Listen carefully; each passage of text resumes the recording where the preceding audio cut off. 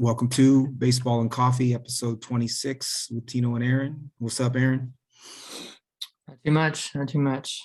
Ready to talk some baseball. You wrapping the Pirates hat for today's game at 9:35, I guess 9:35 my time. I'm repping Ronzi Contreras, honestly. I wore this hat last night because he was pitching and put it right back on this morning. So still a little bit on cloud nine, just seeing him come out and pitch like that. Yeah, he was I dealing. was a little disappointed that they didn't announce him that he was going to be in the rotation. They kind of made it sound like he's up for today. We'll see how it goes. And I was a little worried that put too much pressure on a young guy to, go out and deal or you're going to go back down kind of thing. But he, I doubt that they approached it that way, though. He certainly didn't seem ruffled. The first inning he struck out two guys through 10 pitches, 8 strikes, and just mowed them down. So it was fun. Yeah, I mean, he had a few rough spots, but he also got out of it. So he's dynamite, man. It was fun. He's an underrated prospect for sure. I think in part because the Yankees dealt him, and also because he's in Pittsburgh. But yeah, you're going to see him with helium real quick. So on this episode, we're going to do our TGFBI update, which should be a lot of fun. Fantrax week in review. We're going to go over our preseason first base top 10 and then present, I guess, some of the changes that we would make as of right now and rest of the season. We'll both go over our top 10 minor league prospects as of right now.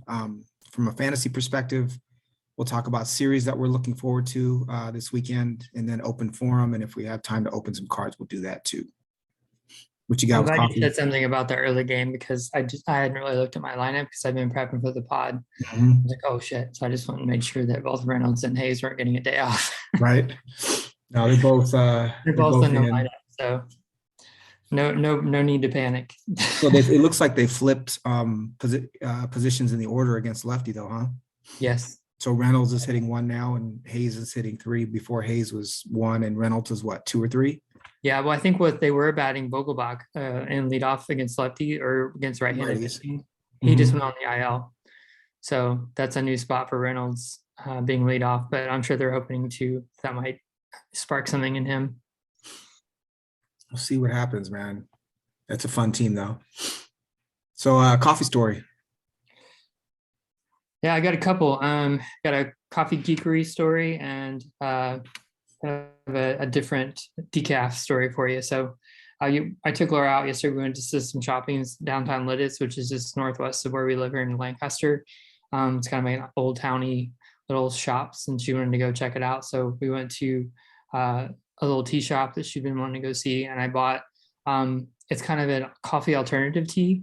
I don't have any decaf. I do drink decaf in the mornings, as we've talked about. But it has like chicory root and cacao, and it's not meant to be coffee per se, but it's meant to be like a coffee-like beverage, and it's all herbal. So I'm gonna give it a try. Since I didn't have any decaf in the house, I thought, well, I'll try this for my morning hot drink. I'll report back how it is. It smelled really good, and I like cacao a lot, so we'll see how that goes. I don't typically venture into non-coffee type things like that, but interested to try that. And then we stopped at the coffee shop. And I ordered Italiano, which is the official espresso drink of this podcast. Right. And she had no idea what I'm talking about. Sure. So I did the normal thing where I explained what it was, asked for an in for here cup, which she went and got one for me and made it for me. It was pretty good.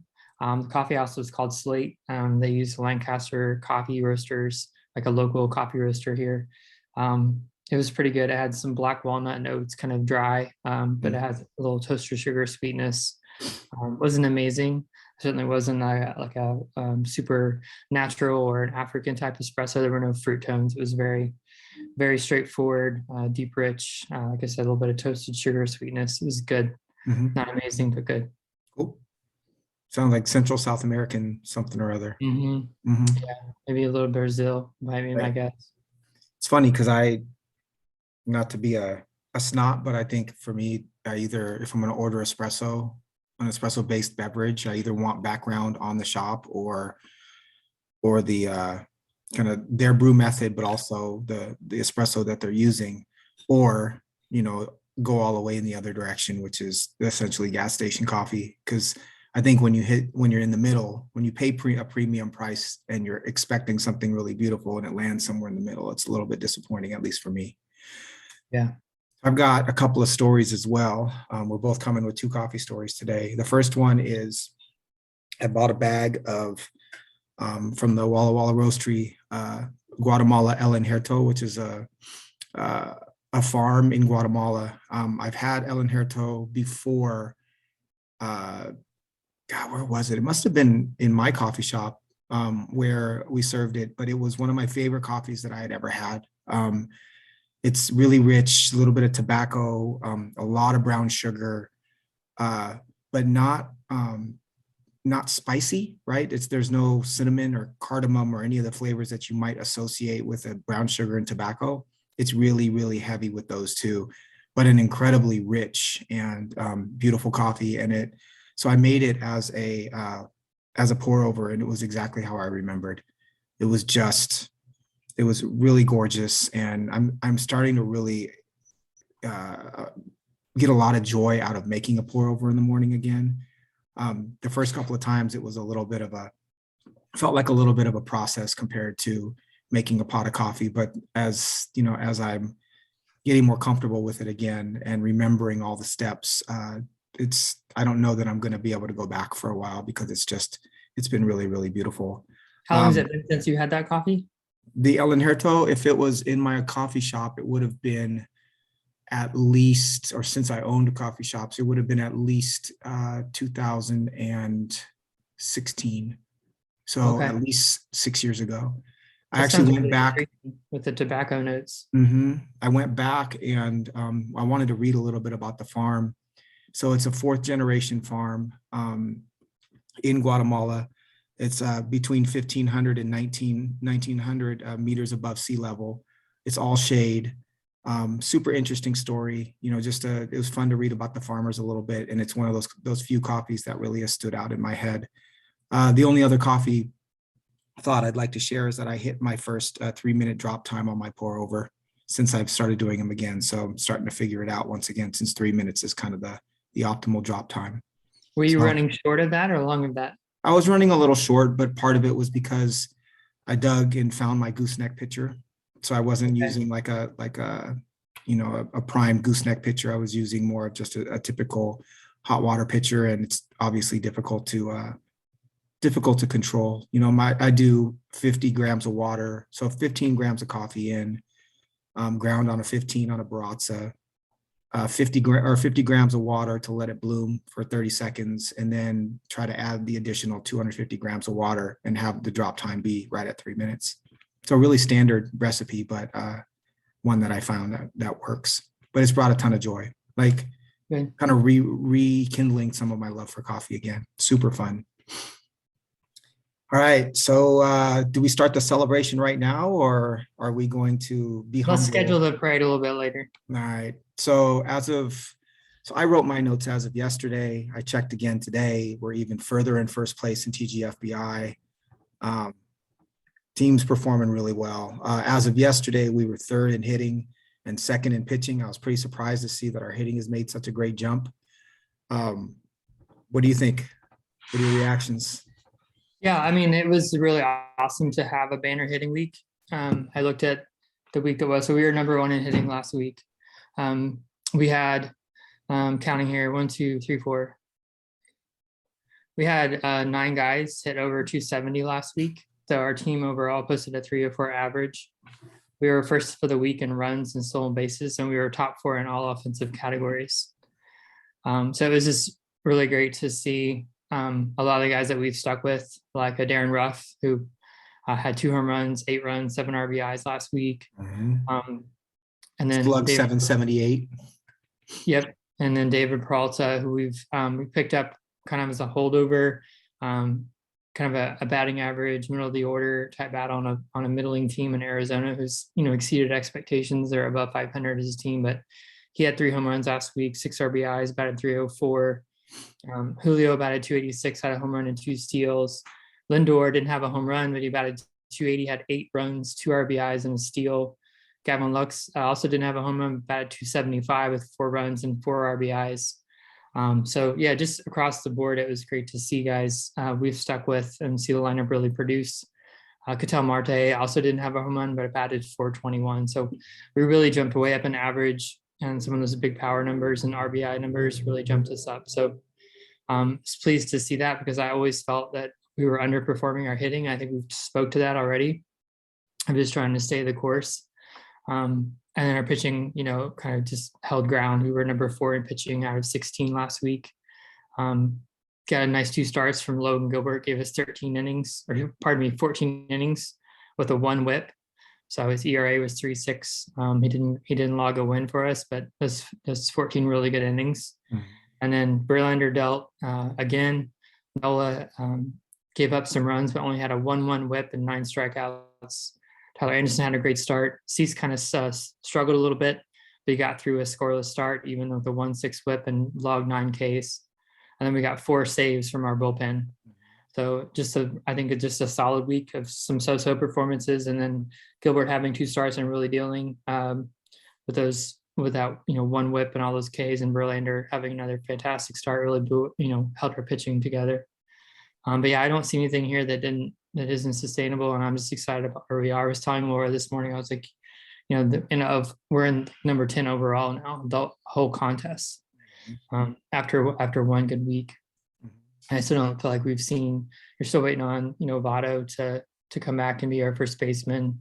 Julio was, I think, just beginning to tap into his power, and then you got Schwarber's rolling a 32% strikeout rate right now. That's going to come down a little bit. And then Acuna is just going to get better and better. So right. I like where we are.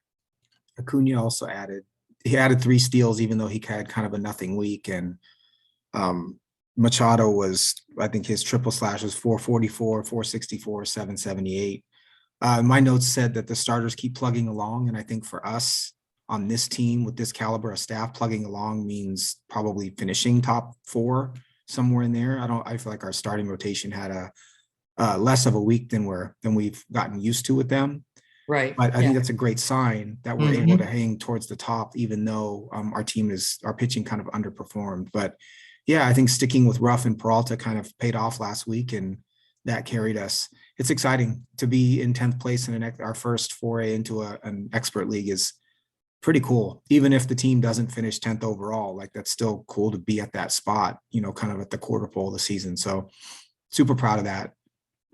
Very good team, and I think very well thought out as well.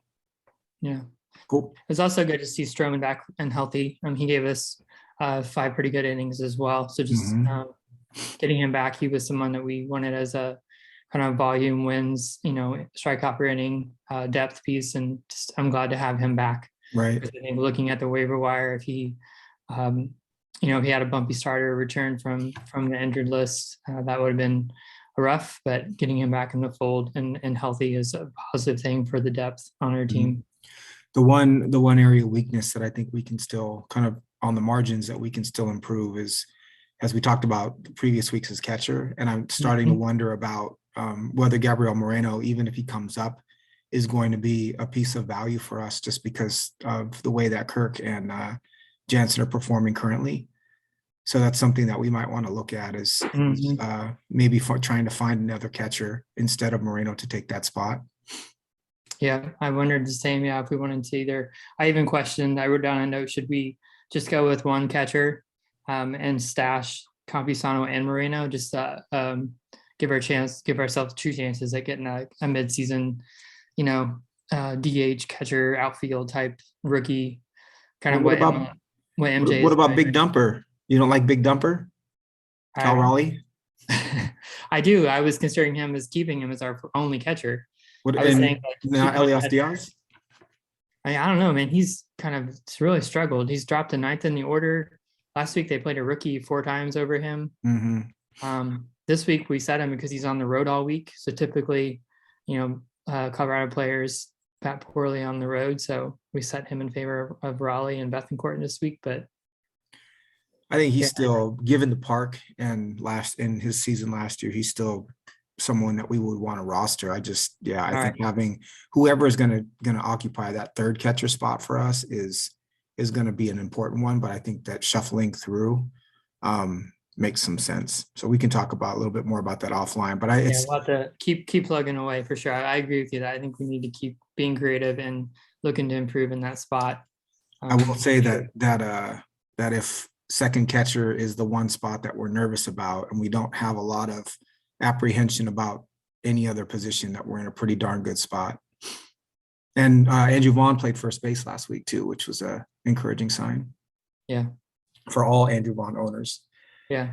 So All Fab right. recap. We Yeah. were looking for another hitter. We lost Chad Green to Tommy John, unfortunately. So we had an open spot. I'm looking at another bat.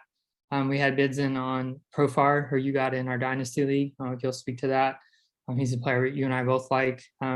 Santander, who we talked about on the pod last week, is a potential pickup for in leagues. He was someone else who put a bid on, and then Mitch Garver, who was coming back, was available. And we just talked about our need at catcher. So why both of us aren't super high on Garver, placed a bid on him, but all of them went for much higher than we bid. Profar went for 30, Santander for 97, and Garver for 71. So we ended up getting Krishan Bethencourt for the A's. He's playing primarily against lefties, then some against righties, and has been hitting well. And he's even had a few steals. So just another catcher option. They have an 8-game week, the A's this week. So we got him for $1 and missed out on those other guys. The big ticket items in our league were Nolan Gorman went for 102, Singer for 101, which I was really surprised by. As I said, Santander went for 97, and then Jason Collette, who's a Rays fan, took Isaac Paredes for 79. So those are some steep prices, and I feel like that's what happens when you end up with holes, whether it's injury or poor drafting, whatever it might be, and then you have to fill that role, right? Like Santander for that price is that's a 10% of your fab budget for a player that is a okay kind of average outfielder. But if you have a hole in the outfield and you don't have enough people to start, I guess you have to go get them. Yeah, it was interesting because I listened to the Sleeper and the Best on Sunday with Jason and Justin Mason, and he spoke quite in depth about the fact that Wander's banged up, and then I hate when I have these mental blocks. Their third baseman who hits the ball on the ground all the time. Diaz. Yeah, thank you very much. So Yandy was banged up as well, and so he believed they were both going to go on the IL, and Isaac would play all week. Well, neither one of those players went on the IL, and before that, he's been a platoon bat against lefties. I love his Isaac's hit tool. Playing time on the Rays is elusive. Right. And then he went in our dynasty league as well. And I reached out to the owner and I said, hey, do you think he's going to get consistent at bats, or is this just a stash play? Because that's always the question. It's not necessarily the talent on Tampa. It's what kind of at bats are you going to get, and especially in a weekly league like TGFBI, where you have to put them in your lineup on Monday, and then they're there at least until Friday. Right. When you have the opportunity to swap them out. So anyway, it's definitely interesting. I think a player like Paredes really does illustrate the difference between a weekly and a daily lineup league. Rostering Paredes in our home league in a head-to-head with daily lineups makes complete sense, because you're in total control of when he's starting and when he's not. Whereas in a weekly league, you might get 3 starts from him over the course of a week. The only thing I can think of is, well, one, Brandon Lau's hurt, right? So I guess Collette assumes that he's gonna play second base 4 or 5 days a week. Either that or Collette knows something that we don't. Just a little quick tidbit on Singer. You were surprised that he went for 100. I was not. I picked him up in our Fantrax head-to-head. I was stunned when I dug into him a little bit. So small sample thus far this season. It's 19.2 innings. But he's got he's at a 60.4% ground ball rate, which is incredibly high. And they have a really good defense in Kansas City in a big park. His K minus BB is 18.4%, so just below the 20% threshold.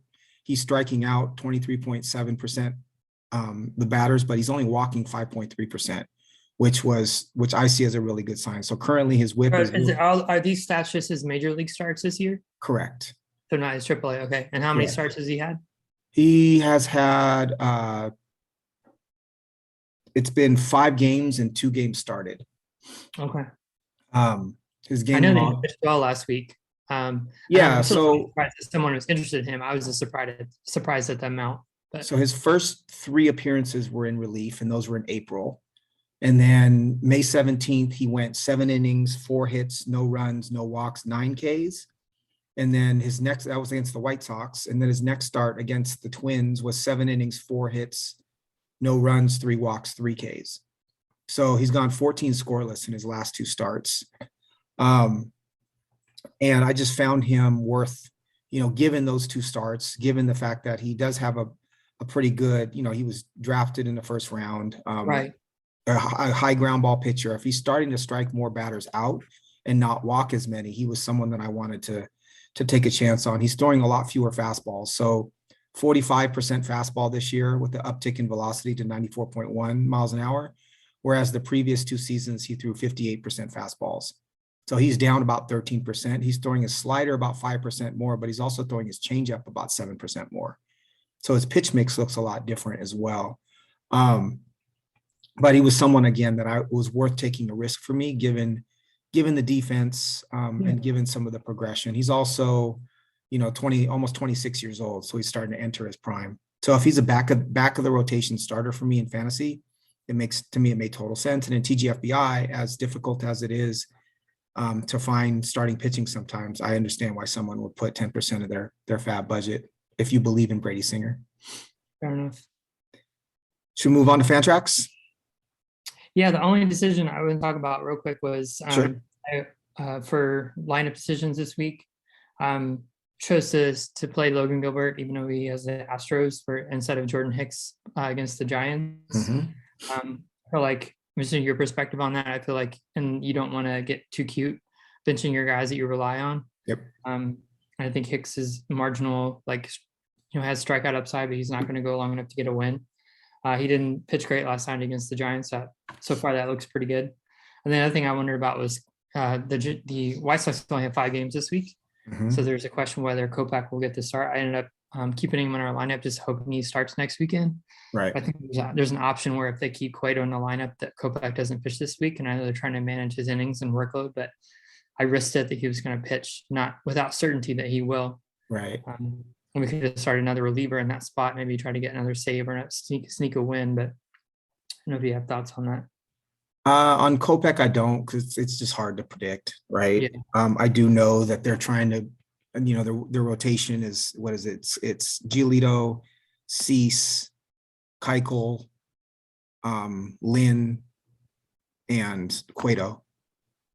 And so I do think that Kopech is either odd man out or, if they want to add that 6th sometime, but I know they're committed to Cueto and they're looking to have kind of solidify that rotation. So it would not surprise me to see Kopech actually end up as a bullpen arm again. I'm not plugged in enough to the White Sox media to know that maybe it's something that we should read before making that decision. And then with the Gilbert decision, I think that Logan Gilbert has reached a point in his career where he, couple things. One is he is a starter that you just plug and play. I think he's that good. Secondly, he's demonstrated over the last couple of starts that even though he might give up 3 runs early on in the game, he's able to hang in there and produce 6 innings with plus strikeout totals.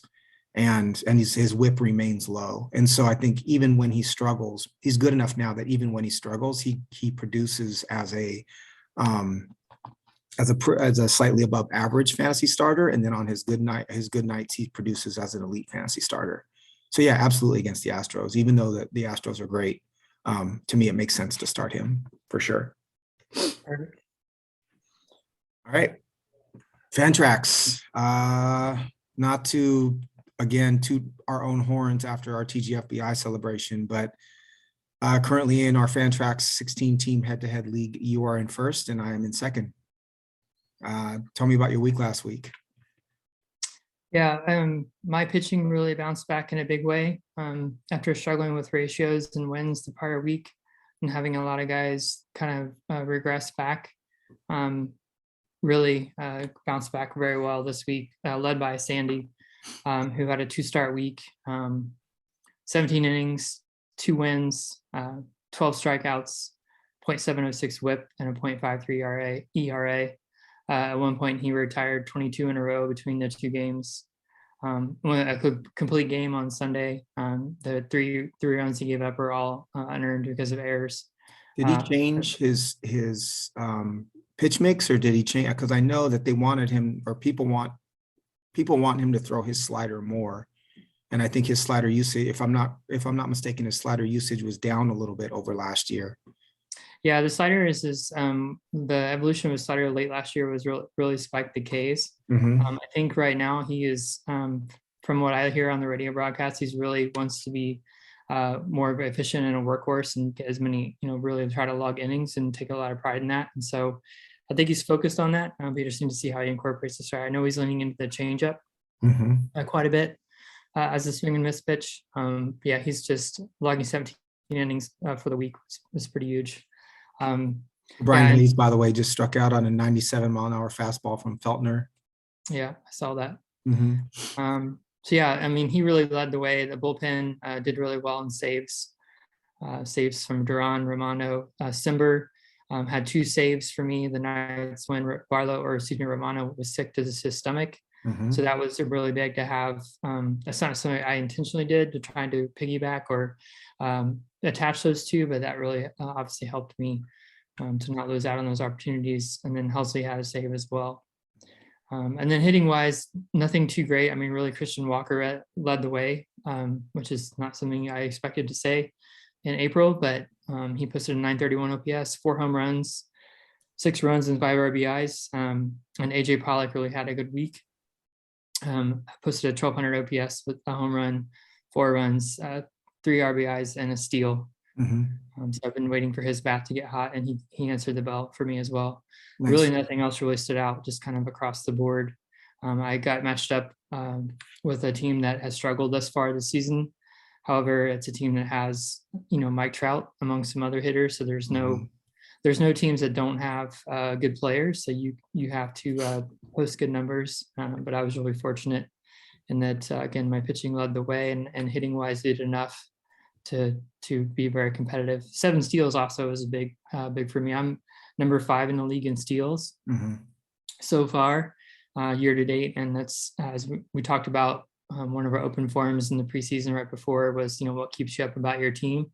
And one of my concerns was having to lean too much on Mateo to try to be competitive in steals, worried that I didn't have anyone who was a 30 steal type bell cow in my everyday lineup. And so far, that concern has been quashed. I have not used Mateo too much, and have been very competitive on steals most weeks, just, with Ohtani and Segura and Kim, Reynolds and Hayes both steal a little bit. Everyone's chipping in, and it's kept me very competitive in that category without having to give away too much OPS. Right.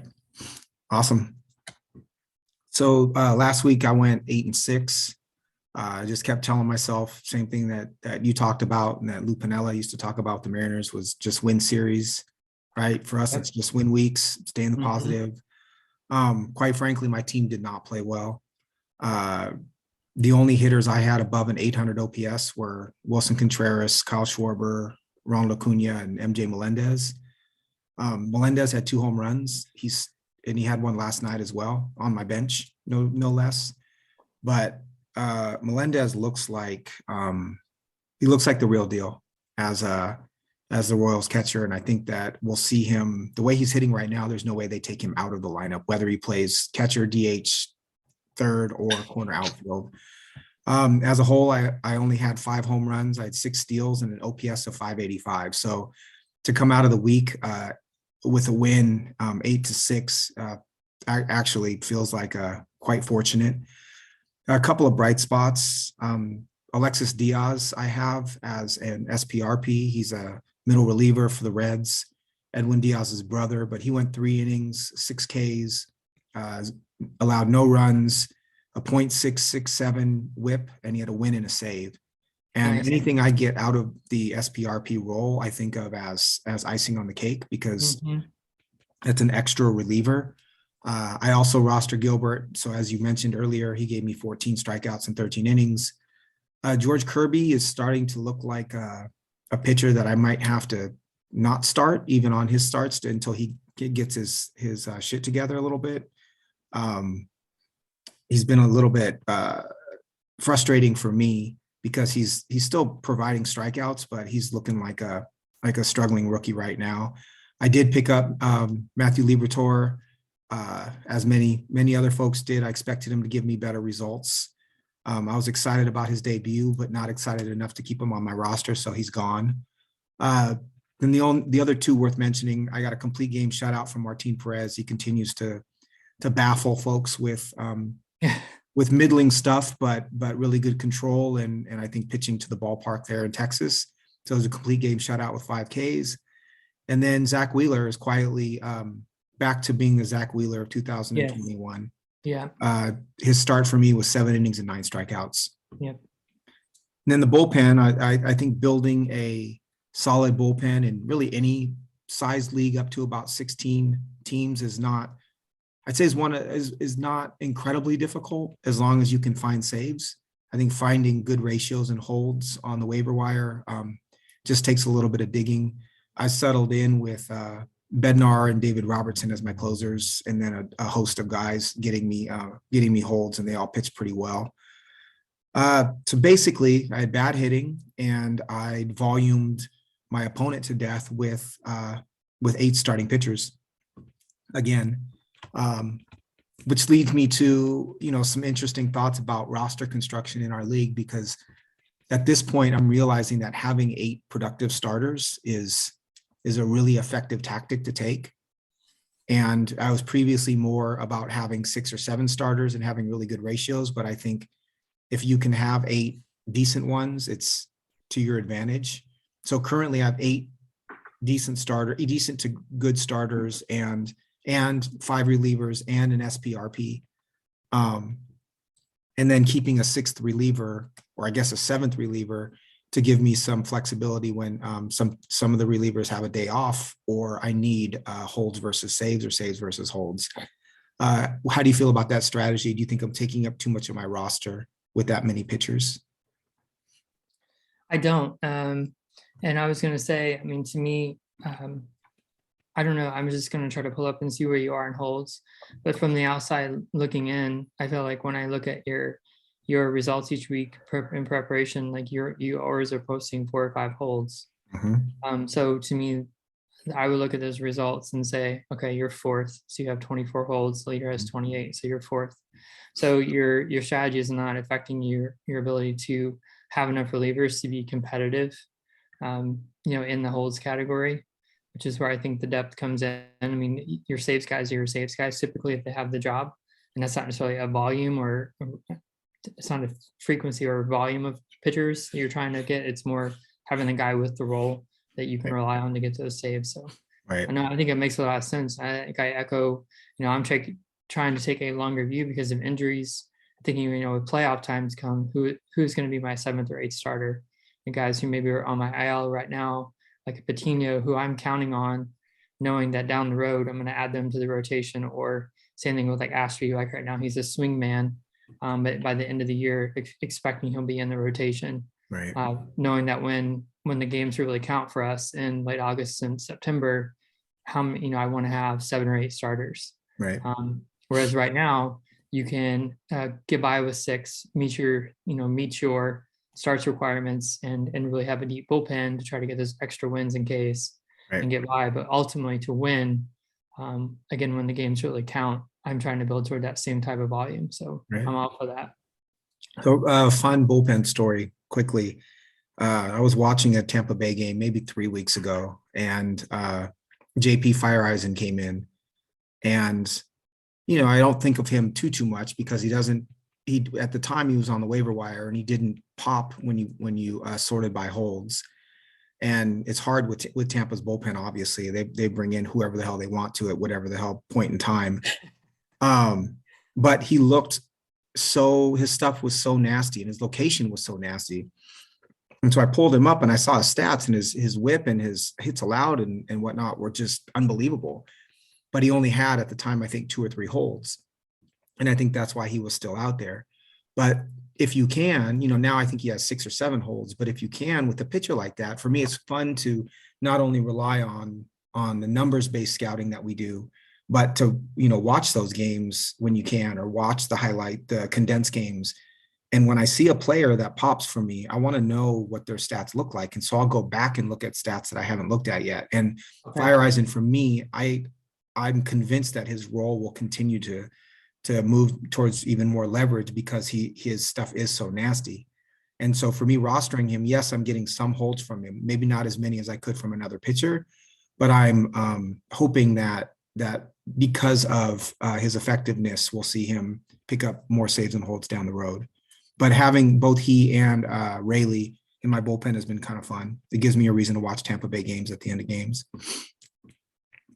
No, it's, I've been encouraged by his improved command this year. Mhm. And that was when he first came over from Milwaukee, he moved very quickly towards the ninth inning, Mhm. but he kind of regressed away from it as he struggled with his command more and more as the season progressed. And this year, he only has 4 walks in 20 innings. 20 So innings, yeah. he's really improved that. And as you said, his stuff is dynamic, and that's why that's what Tampa does. They get guys who have great raw stuff, and then they simplify their arsenal and tell them which pitches to throw more, and then tell them to go get Right. after it. So Right. obviously with Kittredge on the IL right now, you have 2 leverage pieces there in Tampa, Rayleigh and Fire Eisen. Mhm. And yeah, you don't know. I mean, Jason Adam, who's been someone they've used in leverage, pitched in the 4th inning the other day. So Right. you don't know when Cash is going to call them. They're going to use those guys in spots where they think they can have the most impact, whether that be at the end of the game or the middle of the game. But Right.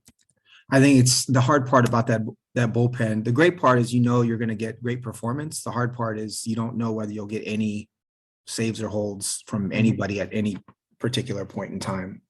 yeah, no, but So- I love the Diaz call out and what he did last week, because he was someone that we've talked about, and yeah, I did not realize he had that kind of week. So great call out. So take a quick break. When we come back, we'll review some of the waiver wire moves and trades that occurred in our Fantrax league last week, and then pick up on our first base rankings. Cool. And we're back. Fantrax trades and waiver wire chatter. What do you have for me? Yeah, I had no moves last week. I'm intentionally trying to be as stable as I can with roster movement at this time. I feel I have 4 backups on the bench hitting wise. Like I said, most of my depth for pitching is either already on my team in the form of IL spots or minor spots. I know like Ronzi coming up yesterday. I had already moved him into my bench, anticipating I was going to use him soon when he got the opportunity. So I'm honestly trying to hold on to my claims. I'm trying to view them as capital and be more judicious about spending that capital too early in the season. Right. Something I've just said, self-analyzing. I've done that in the past where I've churned too much early in the season. And I think when you have moves at the end of the year, whether that be pop-up prospects you can grab, you have that extra capital you can spend. It's put you in a position to improve your roster going into the off season. And then that becomes capital that you can use to improve your draft or trades and things like that. So I feel good about where my roster was, and I'm intentionally being measured about using those claims. How many do you have left? 29. Nice. I have 27. I burned through some of them recently. I kind of held off in the beginning, but I'm trying to get set in the same way that you are, so that I have at least some left at the end of the season. I did make a few moves. I cut Bobby Miller. It was mostly to make room on my roster. Eventually, I picked up Liberatore to take that spot, but I had some DL and minor league movement. I didn't want to cut Miller. I like Miller a lot. I think that he might come up and give some really quality bulk innings down the stretch for the Dodgers. But I didn't love him enough to keep him on my roster. I already have Matt Brash, who I think is going to be more effective in that role. And I didn't want to give up any of Michael Bush, Cam Collier, or obviously Tamar Johnson to keep Miller. So he was the cut. I did pick up Matthew Liberatore for that one start, as I stated previously. He's now gone. Like I said, I think having, taking up a bunch of roster spots with 8 starters, an SPRP, and 6 relievers instead of 5 is optimal for me as far as my pitching goes, but it leaves me currently with only 2 offensive bench players. And so I need, 5 to 7 starts from most of my offensive players to be able to compete. So that strategy may need to flex a little bit. And I think that would start with cutting my least effective of the 6 relievers. Really, that's about it. Using my minor league slots to taxi eligible players there to be able to start pitchers once in a while is an effective tactic, one that I use this week. Of course, I lost MJ Melendez's home run and double yesterday because of it, but I still believe it's the right way to go. But for me, that's about it. Kind of laying low. I did pick up Jurickson Profar as well as as first, second, and outfield eligibility. Power speed. His walk rate is up to 15% this year. Not a player that I'm super comfortable starting, but is someone that I think can fill some holes for me right now with Brandon Belt out and Colt Wong being pretty inconsistent. They really like him. I mean, they consistently bat him in the top half of the lineup, whether it's second or fifth. He just consistently is on base, and his batting average doesn't pop, but his on base does. Right. He has 4 steals and he has 5 home runs. I don't know how many doubles he's had. So I know when I watch the Padres, it seems like he has a double almost every other game. Right. Hitting the ball with power to the gap. So, and again, they really like him. So I like that as a pickup. I think a part of my perception of him is I understand his numbers, but I still remember him as the number 1 prospect in baseball. And so everything I think that he's done since then has been a bit of a disappointment for me at times, because I really did like him as a prospect when he was younger. The interesting thing about him is I didn't pull it up, but I know that his sprint speed is laughably low, and he still is able to steal bags. Yep. But he's a good bench piece, and I think he's with his walk rate increasing and his launch angle becoming more optimal. There is a little bit of room for growth there that we've seen thus far this season. Yeah, I think he's too good the way he's being used right now by the Padres to be on waivers in our 16-team league. Right. So I'll go ahead and offer a trade with Profar to you once I'm getting ready to bring some of my other players off the IR. Do it up. If that works for you. We did have a couple of trades. The one trade that I wanted to go over that I found fascinating was CJ Abrams for Andrew Vaughn. I think that would be an intense one for me to pull the trigger on. What are your first thoughts about that trade? And do you like one side more than the other? Yeah, I was worried you were going to ask me about that because I struggled to come down definitively on either side. I'm such a believer in Vaughn's bat and in the depth of our league of first base long term. As you've talked about, to me, I don't see a lot of players coming in the pipeline that I'm excited about. So if you don't have an Olsen or a Polar Bear or someone like that, there's not a lot of options coming where you feel like you're gonna have the opportunity to have a top 5 first base corner power bat. And Vaughn's hit tool is such that I'm really seduced by the idea of hit and power. So I would just value him highly, especially in the context of a 16-team league where we only have 1 first base spot. We don't have corner infield, so that pool isn't muddied up, and you really need impact from that spot. But at the same time, Abrams has that tantalizing 5 tool or 5 category, impact. I do worry about his short term, just where he's going to play. Because Tatis is there. They have a lot of mid infielders. Are they going to move into the outfield? If so, what kind of center fielder could he be? He's certainly good enough athlete. You think he could adapt, but he's always played on the dirt. So I do worry a little bit about that. Just that might muddy his development. We've seen guys when they have to change positions at the highest level, it does seem to take a little steam out of their bat. I mean, you can look at Vaughn as an example of that. He kind of underperformed what we expected, but he was changing positions. There was the COVID season and all those things that he was having to adjust through all of that. But again, that five tool, that tantalizing category five tool production is certainly in that. It's certainly in him. Yeah, but with a little murkier path. So I really struggle to come down definitively on either side. I think it would depend so much on where your team stands. If you have players of, if someone is, say you have a shortstop like a Tatis for you, and you have a locked in shortstop. So you might be more willing to come off Abrams, or someone who maybe is playing like a Dansby Swanson at shortstop. I'm just picking names at random. They don't have like that future shortstop on their roster. Like he might have more of an appeal. Whereas someone like myself, Spencer Torkelson's on my roster. So as much as I value Vaughn, I would value Abrams more because he would have more of an impact for me. And I already have a long-term first baseman. So I really like both players, and I struggled definitively to come down either side. And that's why I was worried you would ask me, because I didn't want to be wishy-washy. Right. Well, I'll be wishy-washy with you. I think it's a pretty even trade. If I had to lean one way, it would be on the Abrams side. And here's why. Vaughn is a player that I rostered from the beginning, traded him in this offseason. I'm still a huge believer in his tools. I do think he has a 300, 400, 500 season in him with 30 home runs, and it's hugely valuable, obviously. He's my number 2 dynasty first baseman.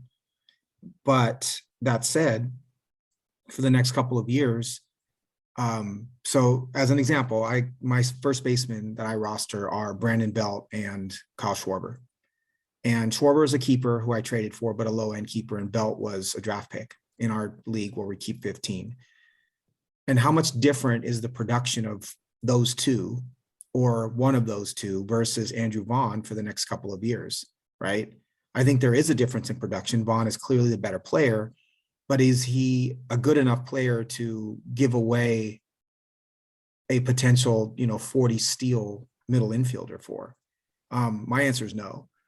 As far as playing time with Abrams, that's not a worry for me at all. I'd be worried about eligibility in the future, but there is no player on the San Diego Padres roster that is going to get in the way of CJ Abrams playing other than Fernando Tatis Jr. Right? Ha-Seong Kim is not going to block Abrams. If anything, Kim becomes a utility infielder and Abrams becomes the starting second baseman. Or they deem Tatis, better in the outfield because of his injuries and his errors, and Abrams becomes a starting shortstop. Those are the two possibilities. I do not believe that they would play Abrams in center. I think that they may once in a while, but he's a second baseman or a shortstop. I understand the chatter about him playing center, but he's too good of a talent to move that drastically. My worry is what his bat looked like in that first month or so in the major leagues. There was some swing and miss. He did show more power in spring training than I think people anticipated.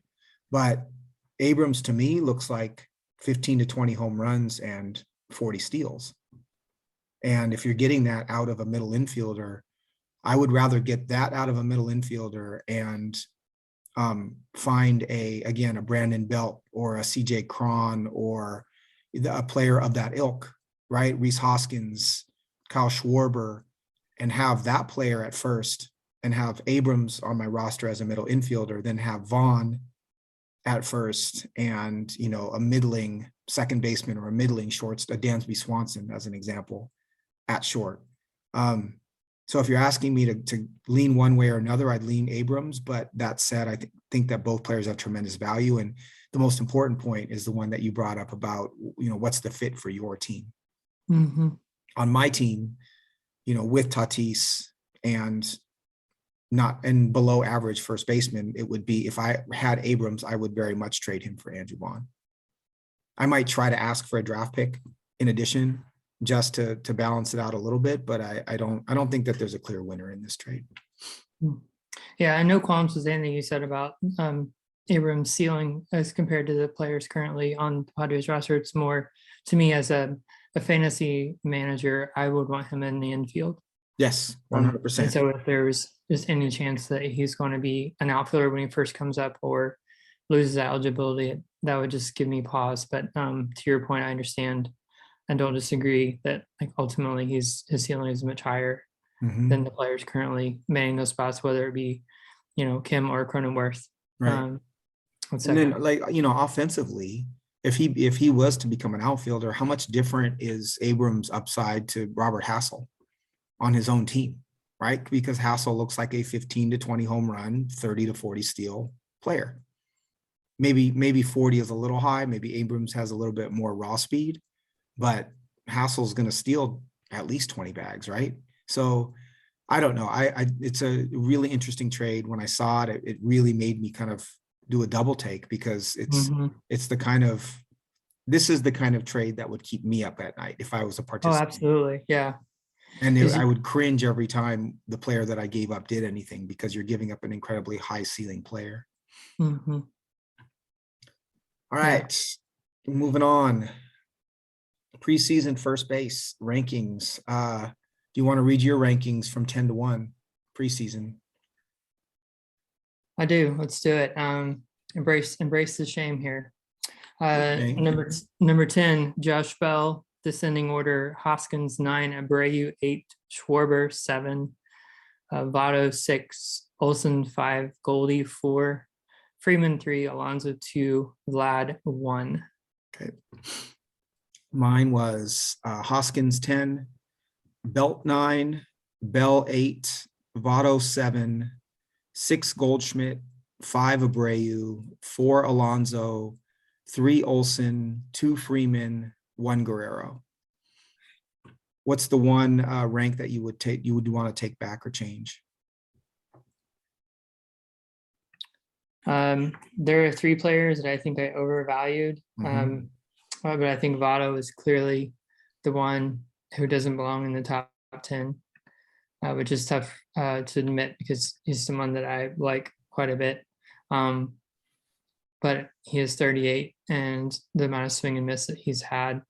I think really at this point, if you roster Votto and you're holding him, you're doing it based on belief in his track record and his ability, as he's shown, to adjust his own game and his own approach. But I think at some point, Father Time is going to take some of that ability away from him. So I still am holding him on my team, on our Dynasty League, and we're still holding him in TGFBI. But I think to me, I'm doing so more based on my belief in his ability to do that, and less on any skill-based evaluation that we can perform. I would say with Votto, there was nothing in his profile last year other than age that would have said that he was going to fall off a cliff like he did. And Yep. so I think everyone had Votto, somewhere in that like 7 to 11 or 7 to 12 range. And it's not, for me, it's a rank that, yeah, I had him at 7. And is that the correct rank now that we look back? No, but there was nothing that said that he was going to fall off the way he did. In fact, most people thought he would land somewhere in between where he was a couple years ago and what he did last year.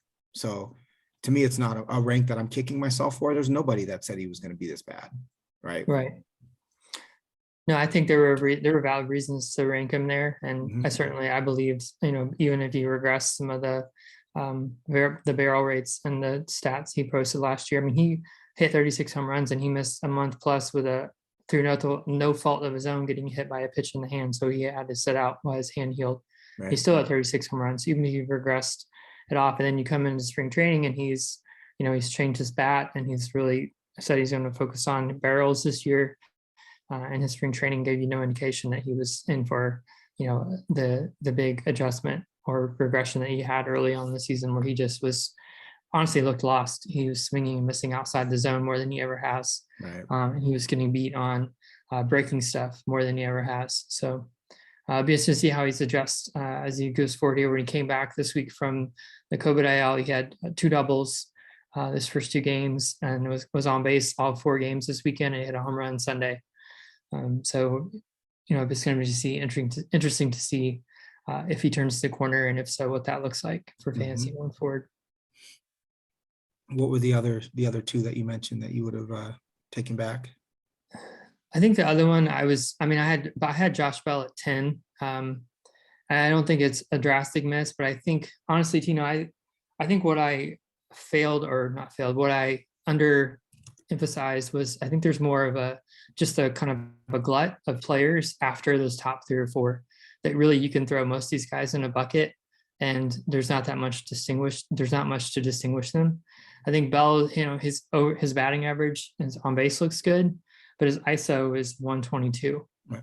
So he's really not hitting for much power. And so I think there's a reaction to look at his surface stats and they look sexy. So he's having a good year, but that he's really not hitting for much power. And so I think maybe I overvalued him a little bit. And then also I had Schwarber as someone I thought looked a little bit high, but I looked at his stat line. He's still walking 13% of the time and he has 10 home runs and his ISO is 243. Right. And that's like the quietest 10 home runs I've ever seen, because I don't feel like when I just think about him, I don't feel like I've seen any Kyle Schwarber games where you just remember him going off. And I like him a lot and I pay attention to him. I don't know how I missed it, but I think you had him in the outfield. I'm not sure you even ranked him at first base. I didn't. But I knew he was eligible there in our Fantrax league, so I ranked him there. But he's another one where I think, maybe I overvalued him just a touch, but again, when I look at his production, would I take that walk rate and 10 home runs and a 243 ISO as if I couldn't have one of the top 3? Absolutely, I would. So right. I just think it's just more of a wash than I analyzed before. That I think is similar to the argument I made about the Abrams versus Vaughn. Mm-hmm. Right? Yeah. Where if you have a glut of first basemen outside of the top, let's say top 4 or 5, why spend capital to get the number 6 or 7 guy when you can draft, or find very inexpensively the number 11 guy who provides very similar production? I think, your point is well taken with Schwarber, especially in our league, which is OPS heavy and has hits as a category instead of average. Someone like Schwarber can really be valuable, even if you look at him and he's hitting, low 200s, he's still providing runs, he's still providing OPS, and he's still providing home runs. With Bell, my argument with ranking Bell at 8 in the preseason was that he was one that if he shifted his launch angle, you would see his production come back to similar levels as 2019, where he hit, I think, 37 home runs. Yeah, 37 home runs. He had 27 home runs last year with a launch angle of 4.9 degrees, right?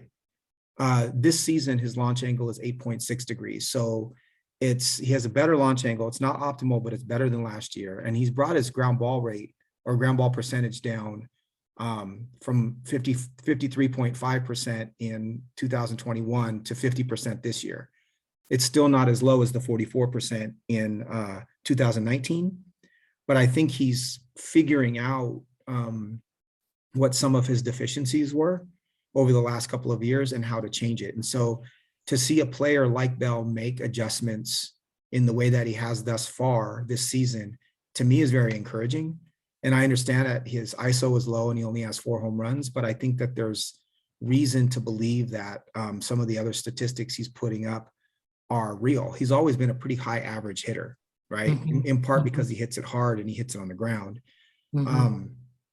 The only knock against him for me is that Nationals offense is pretty terrible outside of Soto.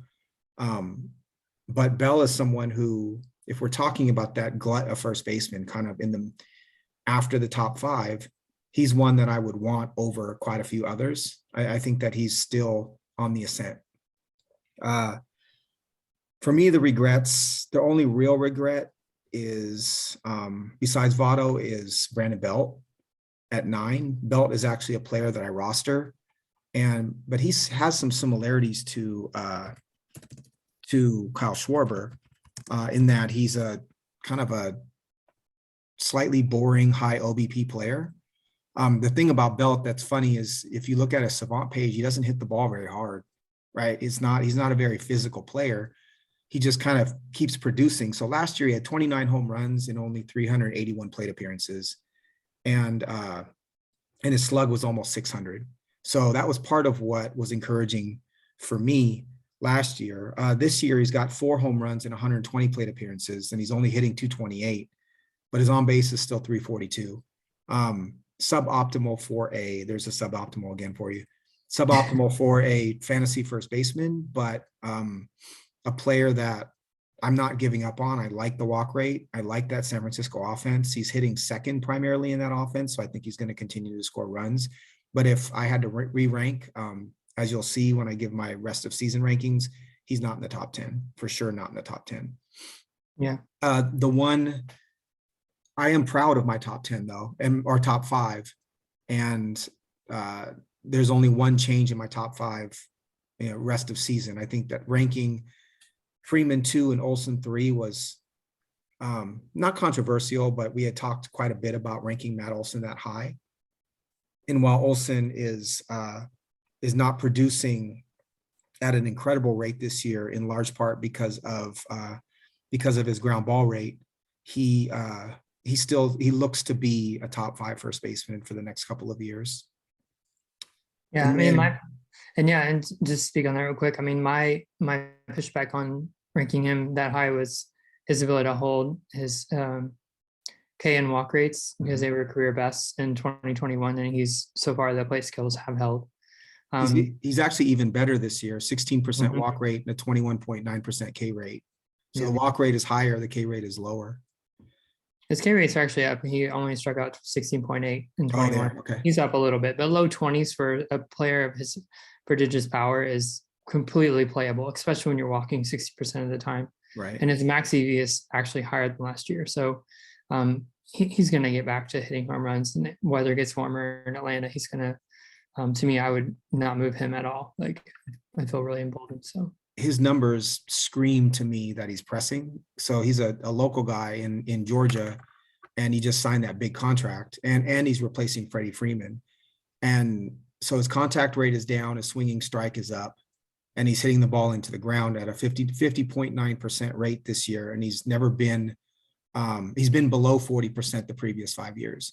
So what I see from him is that he's trying too hard. He's getting out in front. He's topping the ball. And as he settles in and feels more comfortable in role, I think we'll see him get back to where he was. Any of the other top 10 first basemen that you want to talk about? I know for me that having Abreu at 5 currently, and then my rest of the season, Abreu at 6, his stat line does not scream that. It's 216, 304, 351. Did you dig under the hood of Jose Abreu at all? I didn't. I did look at his stat line and his ISO and things like that. And his ISO right now is 159. I know that he's someone that we've talked about, not last week, but probably the prior week, as someone who's underperformed the quality of his contact so far. Yep. I still feel good about where he is, just based on his plate approach. He's only striking out 17.5% of the time, when walking almost 10%, right, which is actually good for him. I still feel good about him in that cluster, especially for RBIs. It's funny, I smile every time I see him knock a run in, because of that conversation we had about his ability to come in and drive in runs and be that leader. I think the player that stuck out for me when I was looking at Fangraphs, just season stats to date. I think I underrated Goldie. Granted, I had him at 4, but he's someone that I faded just because he plays on a team that is not exciting, and he's a player that you want to push down because of his age. He's just off to another fantastic start across the board. Granted, his BAB was 400 right now, so his average is going to regress, but he's 344, 411, 575, 181 WRC plus, 25 runs, 33 run RBIs, 3 steals, 7 home runs. His ISO is 231. He just did a grand slam last night to walk them off. If it wasn't last night, it was the prior night. But anyway, I just, to me, he probably should have been at 3 over Freeman. That would be my adjustment in my top 5. I would actually go. I don't know about that. I don't know about that one. Have you looked at Freeman? I mean, Freeman he's an accumulator at this point. I mean, he's not going to hit for a lot of power, but every time I see him, he's hitting a double into right center. Man, so let me give you a little Freeman stats real quick. So his triple slash is 310, 397, 481. Yes, he only has 3 home runs, but he has 27 runs and 23 RBIs and 3 stolen bases. Okay, so that stolen base advantage that Goldschmidt used to have, Freeman's right there with him. He's a 12% walk rate and a 12.5% K rate. So his K rate's down, his walk rate isn't right in line, but a 12.5% K rate is so low, given that the fact that he is the hitter that he is. I saw his BABIP was 343 and it made me a little nervous, but then he's a player that's run really high BABIPs his entire career. He's had 10 straight years of 300 plus BABIPs, and it's never been lower than 318. So I think that's pretty normal for him. His launch angle is 15.3 degrees. He's got 11% barrel rate, and his ground ball rate currently is 33.6%, which is down 9.4% over last year. So he's got a zone swing that's down, a swing percent that's down since he's arrived in LA, a contact rate that's up 5.2%. His swinging strike rate is down below 7%. And so to me, he's not slowing down at all. In fact, I think the Dodgers have probably helped him to become even more selective and to hunt for his pitch. I don't see any of the things that he's done thus far this season as something that's going to go away within the next couple of years. And quite frankly, while Goldschmidt is performing at an incredibly high level, I don't know. I expect Goldschmidt to level out quite a bit more, whereas I think this is what Freeman is. You might get a little more power from Goldschmidt. I think Freeman is going to be a 300, 400, 475 type hitter for the next couple of years. He also is hitting number 2 in the best offense in baseball. So for me, Freeman is very much entrenched at number 2. And I would even consider moving him up in my dynasty rankings for first baseman, because I don't see him falling off anytime soon. But I was pretty shocked when I dug into Freeman to see just how little he strikes out and just how little he hits the ball on the ground, right? He's kind of almost a robot in some ways to me, without the power that you would want the robot to have. Right. No, that's good points. Yeah, I mean, I think I would want one of these top 5, whether it's Olsen, Goldschmidt, Freeman, Alonso, and Vlad. After that, it's pick your choices. I mean, there's players I sorted by WRC plus so far, and some of these players are only part-time players at first base. Guys like France, Arise, Rizzo, Crone, Yandy, Hosmer, right. Owen Miller, who's been talked about on this podcast, Rowdy Tellez. All these guys are in the top 12. And again, these are just 40 games so far, but it's quite interesting. The amount of production is available. Right. Was freely available either for low draft cost or waiver wire in a lot of cases. But the only other first baseman I want to bring up real quickly is Vladdy, who's kind of underperforming for what we expect from him. 257, 349, 426, 7 home runs. He's running a 270 BABIP currently, 11% walk rate and 16.3% K rate, both of which are slightly down from last year. But the big change with him is his launch angle last year was 9.4 degrees. So he's already a bit of a line drive hitter, but his launch angle this year is 3.9 degrees, and his ground ball rate is all the way up to 51.6%. So while hitting on turf, that's probably it could be a plus because the ball moves quicker on turf. He's obviously incredibly slow. And so hitting the ball on the ground that much for him is not a plus. So that's the major kind of chink in his armor in 2022. He's also, his O swing is up 7.8% and his swing percentage is up 3.6%. So he's chasing a bit more than he did last year as well. I wonder if he's pressing a little bit too compared to last year. He's still my number 1. There's still no debate on that. He's got way too much power and way too much hit tool compared to the others to not be ranked at 1. I expect him to very much turn this around. I mean, look at his Savant page. I mean, he's doing everything the same way, pretty much the same rate that he was doing last year, with the exception of the things you mentioned. He's chasing more and his launch angle is less. But his launch angle, since he came into the majors, has never been above 10. Right.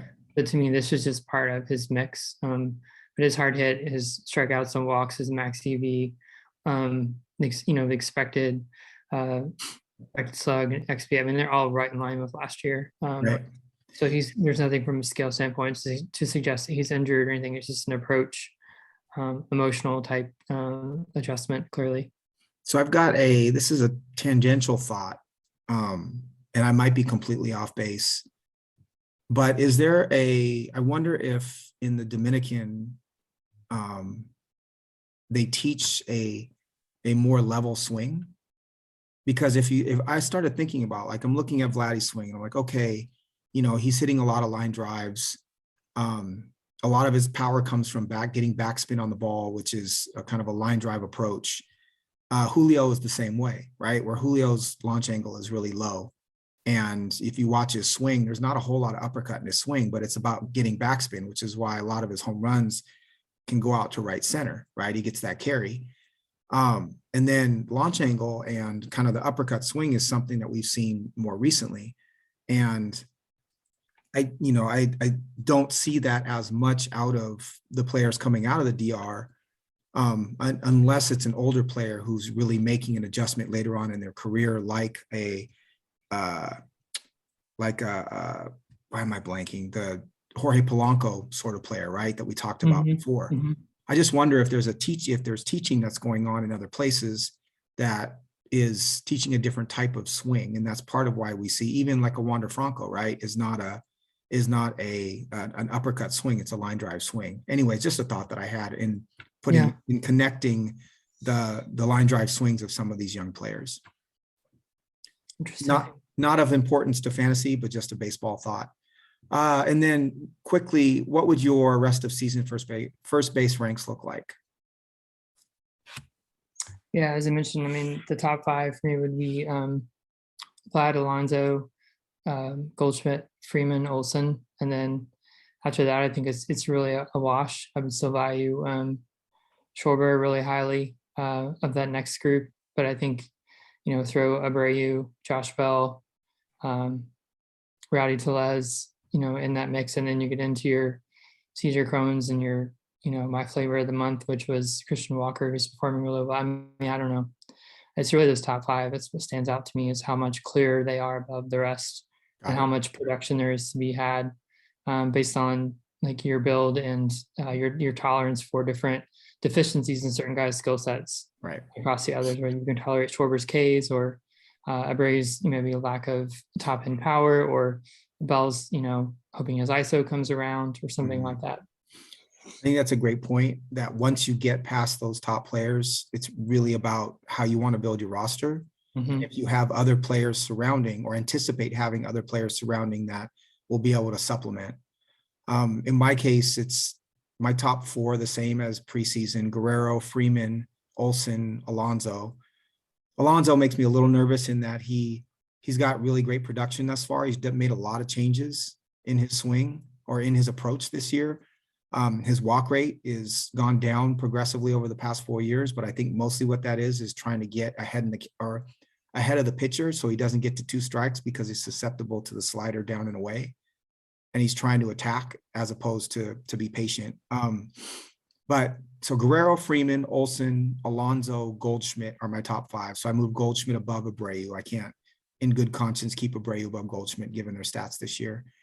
And then 6 through 10 are Abreu, Bell. I actually put Ty France at 8. That's especially if you're in an average league, or you have a lot of home run production at other positions. I think Ty France is a 300 hitter. Having watched Mariners games, every Mariners game this year, he looks to me every bit of a 300 hitter, and he's hitting in the 2-hole in a pretty good offense. And then 9 and 10 are Hoskins, and it really pains me to put CJ Cron at 10, but you can't really ignore his production either. So we'll take a quick break and come back with our minor league talk, some of the omissions that we might have had from our minor league top 10 series that we're looking forward to this weekend, and a little bit of open forum.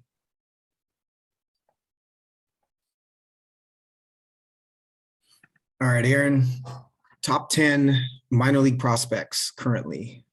Who are your 10? Yeah, so from a fantasy perspective, guys I would value really highly. I have a question for you actually before we jump into this. Sure. I feel like it's not clear to me from site to site, and I was interested in your perspective, like how you define a prospect, because to me, I have a hard time with guys who, so for example, two guys from our team. So like J Rod for you and Torkelson for me, they're up and they're playing. And so I don't really think about them in terms of prospects. You know, I Okay. think of them as they're young big leaguers now. Now they might appear on some lists, or it's like Adley just got the call, so he's played 3 games. Mhm. So whereas I might still consider him. So like I'm just curious, like where do you, for your list specifically, like how do you delineate that? So I don't have a strict number. Good question. I don't have a strict number, and it sounds like we do about the same thing, which is I'm not including Torkelson or J-Rod. They've had 100 and some at bats. They're close to that threshold of not being a prospect anymore. Whereas Rutschman to me is still, he's number one on my list, and I still consider him a prospect. But that's about, probably a month or two into Rutschman's Baltimore career. I wouldn't have him on this list anymore. I included Abrams on this list, even though he had a month in the majors to begin the season, but he's in AAA now. So that's kind of my line, is if they've had a little bit of time in the majors, but they're back in the minors now, they're still a prospect to me. If they've just been called up, over the last month or so, there's probably still a prospect for me. But if you're leading the league in steals and you're still eligible to be considered a prospect, technically speaking, from an at-bat standpoint, I'm not keeping you on this list. Right. Fair enough. Cool. So 5 players who I consider prospects I would be most excited about to add to my dynasty roster would be Adley, Royce Lewis, CJ Abrams, Corbin Carroll, and Jordan Walker. Mhm. The thing that appealed to me across these players is they all have strong plate approach and hit tools. They all have power. In the case of Lewis and Abrams and Carroll, they also can bring speed to the table. I think with Adley, it's a positional, to have a special hitter at catcher is such an advantage. That's why I would value him so highly. And I think Jordan Walker is just ascending amidst a pretty murky third base crop to be a potential really special bat, just given what he's doing at AA at 19. Has really opened my eyes. The way he's also continued to improve his strikeouts and walks also is just to me really encouraging. And there's not a lot of young third basemen that are super exciting in the pipeline. Although I think you think Marte might go to third. I don't disagree with you. So he might change that a little bit. But those would be 5 guys I would be super excited to add in Dynasty for my team. Cool.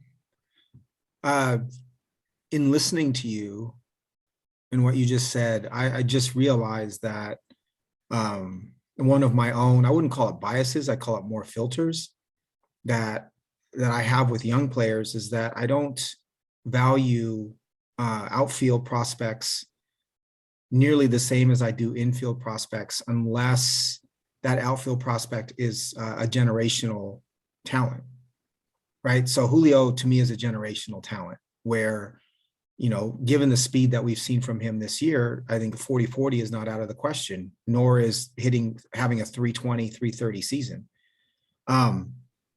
And then I have to ask myself, is Corbin Carroll or Riley Green or Robert Hassel, any of those 3, are they generational talents? And if I'm being honest with myself, the answer is no. Are they players that I would want to roster on my fantasy team? Absolutely.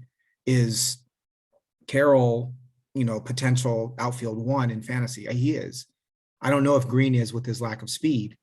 I know some people think he can run. Is that Riley Green you're talking about? Correct. Yeah. To me, he doesn't have carrying speed. And then Hassel does, but Hassel may not have the power. Anyways, point is, none of those 3 are generational talents for me. Which is why I have Carroll at 7, Green at 8, and Hassel at 10. So my top 10 is Rutschman is 1. And as you said, it's a positional thing, right? To have a dominant catcher in fantasy is a huge advantage. We saw that last with, I think, Buster Posey in his prime, but whoever had Buster Posey in his prime had an enormous advantage over every other team. And Rutschman has the talent to be that type of catcher. Abrams is 2 for me, mostly because he's going to be shortstop or second base eligible, and he's got 80 speed. So getting 40 steals out of your shortstop is just huge, especially if he's going to hit, 260, 270.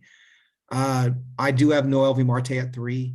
I'm sure there's a bit of Mariners bias there, but he's a really explosive athlete who is going to hit for power. He's a 5-tool player. Fangraphs has his hit tool at 45, but from what I've seen, it's much higher than that. And he will stay on the dirt as well. I think that if he was to slim down, he could play second. I think if he gets bigger, he's certainly a third baseman. Walker is 4 for me for all the reasons you stated. I also believe in the Cardinals' ability to develop talent. I actually have O'Neal Cruz at 5, especially if O'Neal Cruz remains a shortstop, even if it's for the next couple of years until Peguero is ready to come up. There are just too many similarities to Aaron Judge, right? I think that you watch Judge hit and he'll hit balls out of Yankee Stadium that, not because it's Yankee Stadium, but because it's Aaron Judge, he'll hit balls out that no other player with that type of contact would hit out, but he's just so strong and his size creates so much leverage. And we see the same with Cruz. I think Cruz had a 121 or 122 max exit velocity this year. That kind of player is going to hit mistake home runs all the time. And his swing and miss is not at a level that is going to be a huge deterrent for him. So to me, I think we're sleeping on O'Neal Cruz a bit. And I fully expect him to be an offensive force. At 6, I have Daniel Espino. I think a lot of us tend to undervalue really dominant young starting pitching. And then the minute they come up and we realize that they didn't have Tommy John and they are dominant, everybody rushes to acquire them. I'm trying to balance that out a little bit and rank some of those pitchers a little higher. So Espino is 6, Carroll 7, Riley Green 8. I have Grayson Rodriguez at 9. I probably should rank him a little bit higher, especially considering that Baltimore moved back left field so much and it's become such a hitter's park. But until Baltimore shows that they can produce stars, besides Cedric Mullins, I'm a little bit less inclined to push their prospects. So Espino, in a lot of ways, is 6 because of his organization. And then I have Robert Hassel at 10. Some of the omissions that I think we see on a lot of other lists that are worth talking about real quickly. Besides Rutschman, it's really hard for me to get behind catching prospects in the top 10. I just think there's so much that goes into becoming a starting catcher in baseball, in Major League Baseball. And, Moreno, Alvarez, Henry Davis, Cartaya, they're all players that I like, but you don't know if they'll be up this year or up in 4 years, right? Because they're catchers. I take a wait and see approach with them. Anthony Volpe is another one that everyone is really high on. He's on most top 10 lists. This is an admitted bias, but I have a hard time embracing Yankees prospects until we know for sure, because I think there's so much hype around Yankees players and Yankees prospects in general. So many people want the young Yankees to be good because there are so many Yankees fans. And he was not a pop-up, but he wasn't a high first-round pick. Right. He's also underperformed this year versus last year. And then the glut of shortstop prospects like Luciano, Marcelo Meyer, Jordan Lawler, Khalil Watson. I like all of them. I think they're all worth rostering, even in our league where we roster 5 minor league players. I just don't have them in the top 10. Yeah, I guess the only other omission that I see here that's worth bringing up is Shane Baz. But he kind of almost falls on that cut line of whether he's a prospect or a major leaguer for me, because I remember him in the playoffs so well. Yeah. Any other prospects you want to mention? I don't think so. No, I was not tempted to rank Tamar Johnson in the top 10 for those listening. Yeah, I'll be excited for the next update post MLB draft, and once some of these guys graduate. And clear up this list. And both Pipeline and James Anderson released updates this week, and it's always just staggering to me like how different they are. Right. Just as an example, you're talking about catchers. James Anderson moved Moreno down to, oh, I just had him down to 52. Mhm. He had 2 red arrows down um, as someone who's falling. And meanwhile, the pipeline had him at number 4 overall. Right. So if you were a fantasy owner who's maybe not named Aaron or Tino, and you had Marino in your roster, and you look at that, like, how would you value him if you didn't do your diligence and try to figure out what your perspective was? I think that's, to me, the challenge of when you see that, is understanding why, like how, when you see these outlets and these news things for these prospects, like how do you reconcile that? Well, I think that one is James Anderson is ranking for fantasy, Yep. and Pipeline is ranking for just real life. Mm-hmm. I think that explains the difference in Moreno, because Moreno, part of the attraction to him is he's going to stay catcher. Yep. And so his production, if you're thinking about picking minor league players for fantasy, you're not thinking, okay, unless the catcher is going to hit 35 home runs or 300 like Adley Rutschman might, you're not really thinking catcher, right? Whereas if you're thinking about real life, if you're getting a above average defensive catcher and the production that Moreno could potentially provide, it makes a little bit more sense. Now, ranking him at 4, no, I think that's way too high. But I think that's the reason for the difference between the two, is they're obviously looking at different through different lenses. But yeah, I just can't get behind. I've seen so many catchers. I'm snake bit by catchers like Jorge Alfaro or Jeff Clement, or there's countless of catchers who haven't panned out. And so for me, that's a position that's for the most part, a stay away. Yeah, they have 3 catchers in the top 10, which is staggering.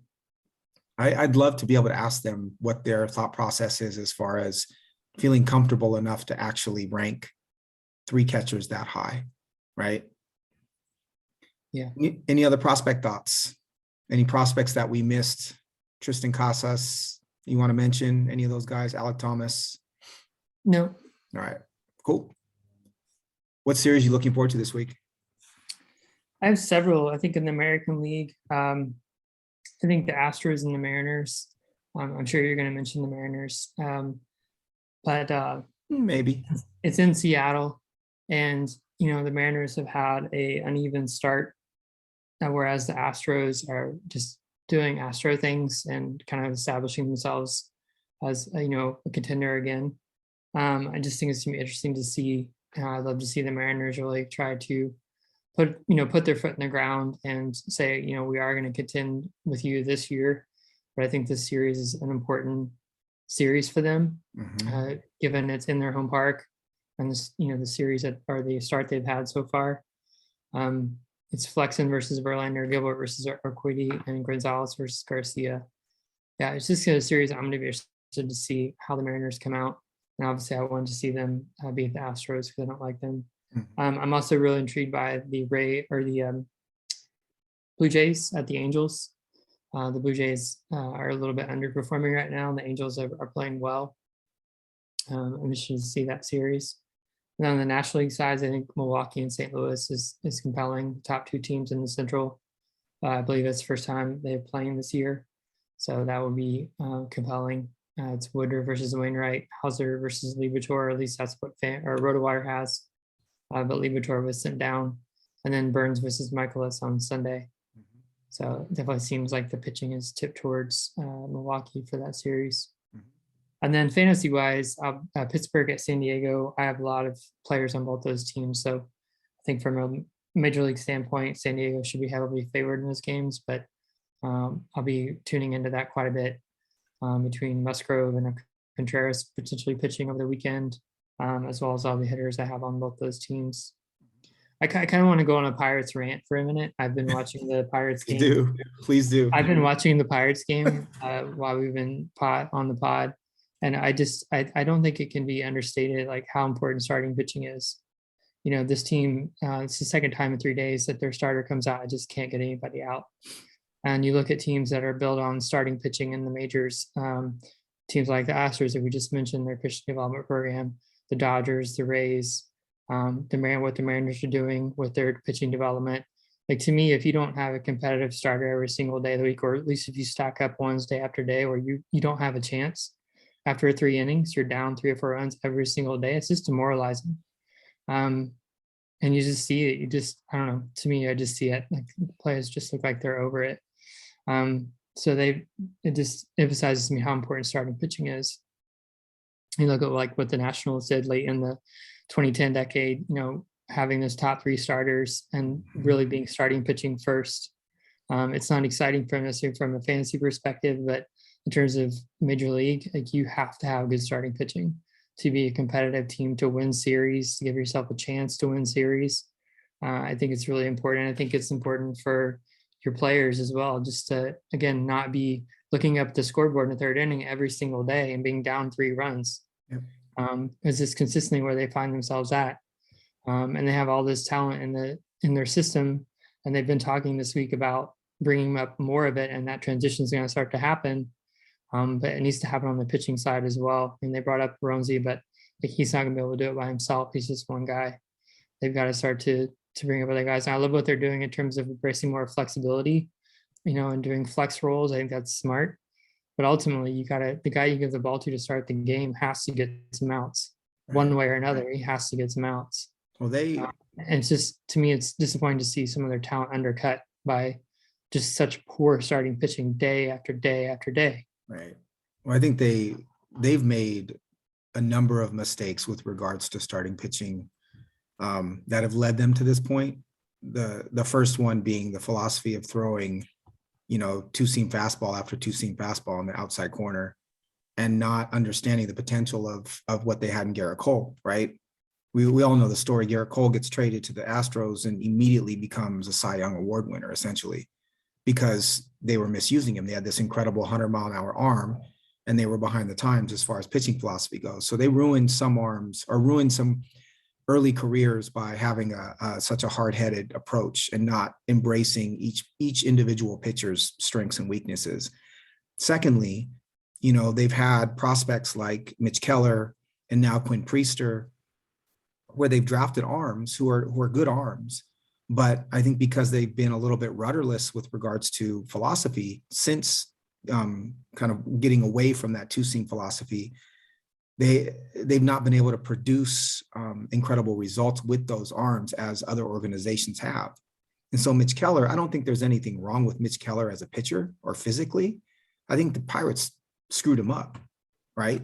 Quinn Priester's the same thing. We're seeing him drop on prospect boards, not because he's not the same arm as an Andrew Painter or McAble or any of those guys. I just think that the Pirates are a little bit screwed up as far as how they teach pitching. Ronzi is probably, I'm guessing, leaning quite a bit on his time with the Yankees, in the Yankees organization, as far as how to pitch. So I think until they clean that up, they're going to continue doing the stuff that they've been doing the last couple of years. I hope not, but I don't see any light at the end of the tunnel for them. So it's actually an interesting segue for me into that Astros Mariners series real quickly, because you mentioned the Mariners starters, Flexen, Gilbert, and Gonzalez. And Gilbert is the one pitcher of those 3 that give you hope as a Mariners fan, because Flexen might give you 3-4 innings, and then this year he absolutely implodes.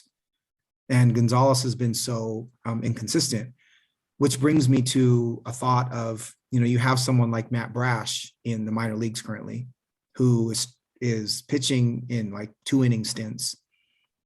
Why wouldn't the Mariners, if you know that Flexen is having a hard time getting through the order, that 3rd time, and sometimes that 2nd time, why wouldn't you bring up Brash and have him ready to go as a kind of a middle guy, right? Almost like a follower until Flexen can get his stuff back to where it was last year. I think the Mariners are getting to a place now with their record, especially playing the Astros in a big series at home, where they have to start thinking with a little bit more operating with a little bit more of a sense of urgency. And a move like bringing Brash up to play that role, I think, demonstrates that kind of sense of urgency. That's something that I would want to see from the Mariners at this point in time. Other series that I'm looking forward to, Royals Twins, just because it's Melendez and Buxton. I have both of those players. Yankees Rays is going to be great. I'm not interested in watching that series necessarily, but I think it'll be a great series from a baseball standpoint and a rivalry standpoint. Yeah, they don't like each other. I might watch Sunday. You know what the pitching matchup is Sunday? I do. I'm looking at it. McClanahan versus Cole. Yep. So to me, that's the headliner. Sunday also features Lopez for Miami versus Fried for Atlanta. And then for my team, I'll be watching Thursday night. I'll be watching Martin Perez in Oakland against Frankie Montas. I roster Perez. I still think it's a bit of smoke and mirrors right now, but I'll ride it until I can't, until it's no more. Friday is Rodon against the Reds in Cincinnati. Rodon has been a little shakier the last couple of starts, so I'm a little nervous about him pitching in Cincinnati, but we'll see. And I'm actually really interested for Brady Singer against the Twins on Saturday. That'll be my first start where I roster him. Twins have a pretty good offense this year, and I want to see if Singer's going to be one that I hold on to or not. But again, another great baseball weekend, Memorial Day weekend, which has always historically been a baseball weekend. I happen to have family in town, so we'll see how much I can actually watch, but excited for it nevertheless. Yeah, we got a Chicago series, White Sox Cubs. We do. If our Garcia's can put his worst start of the year behind them against the Cubs on Sunday. He interestingly, I just read that he was thinking that he might be tipping his pitches a little bit because he said the hitters are a little too comfortable in the box against him in his last start. So hopefully he's made an adjustment to that. Yeah. You got no form question? I was nervous what that would do to our ratios, but we were able to withstand it yesterday. Yeah. It's that depth. Yeah, I have a couple questions. Do you want a baseball question or a fun question? Let's start with the fun one. So my question is twofold. You always wear your Michigan hat. I wanted to see if you would share what's the significance of your Michigan hat and why do you wear that on the baseball pod? So I'm a University of Michigan grad. Mm-hmm. Michigan football is second to Mariners baseball in terms of my sports ranks, but I'm a huge fan of a lot of sports. Sonics fan, Seahawks fan, Michigan basketball. But this is, for me, it's always been, not always, but I'd say the last 10 years or so, it's either Michigan hat or a Mariners hat. Why I wear it on a baseball pod, there's no real significance other than it's just my school and it's just a part of everything that I do. It's also the most comfortable hat that I own. Okay. But yeah, it's just, I'm always repping Michigan, and I'm the least obnoxious of all of my fraternity brothers. I have some that have, entire basement bars that are built out with Michigan things. I've got one that has, last time I saw him in Chicago last year, he had Michigan tennis shoes on. He's an attorney in Chicago and he's got Michigan tennis shoes on. So if I'm not at the tennis shoe point in time yet, I think I'm doing okay. But interestingly enough, here are my coasters on my desk from where I do the pod. So there's one. And then my other coaster is this one. So pretty true to what I just said. It's either Mariners or Michigan for me. No, thanks for sharing. I have I think 5 or 6 baseball hats currently. And yeah, I will usually pick based on like who I have pitching that day. Mm-hmm. And yeah, like I don't really have much in terms of hitting. I really want to get something with Ohtani, but I really don't like the Angels stuff. I don't really want to rep the Angels. Right. So I've been looking at trying to get like something from his Japan. Mm-hmm. They have some of his, you can get hats or things of his time when he pitched in Japan. Mm-hmm. I would love to get something that's Ohtani that I can wear just because I just the days where he pitches or it's I think about it all day. So right. It's awesome. That typically colors like the choice I will make of what I wear on the pod. So I wanted to get your perspective. Right. I love that. Your hats are of the top current pitching organizations other than having a Mariners hat.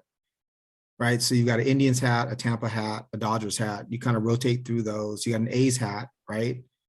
That may be from a previous time, but I appreciate I appreciate those because those very Well, much fit who you are. yeah, the A's were my little league team. Mhm. And it's also the team that during the pandemic, when I did the OETP, the A's are the team that I built. I ended up building like a World Series winner out of. So it was, I don't know, the A's also just have like this sort of I had this romantic connection to Yes, them. absolutely.